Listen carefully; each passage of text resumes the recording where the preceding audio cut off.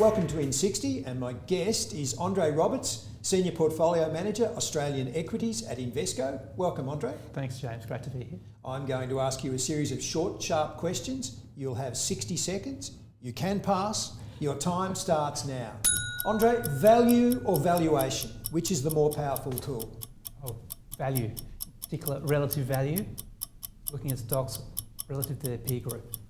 Environmental, social or governance? Which is most material to returns? Governance, and I think the research would still say governance, even though E and S are certainly emerging factors for returns. Cash flow, debt, profit or valuation? Which is most important? Profit, definitely more important for value or for returns. What has been the top performing factor over the last 10 years? Earnings momentum, daylight second.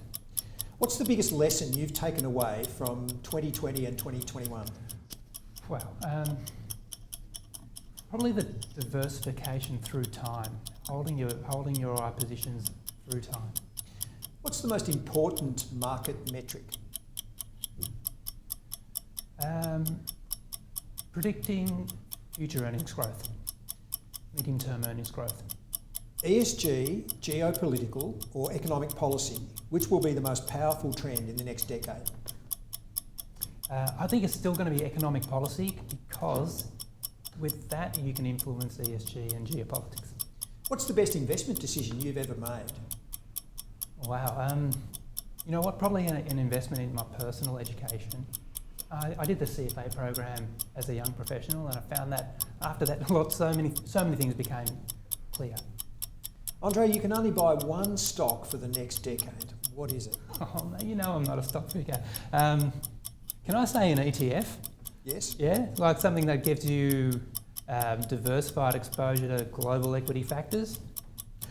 What's the bigger risk for investors? Concentration or diversification? Concentration. Andre, you have a data-driven approach. How measurable are ESG risks? Oh, very.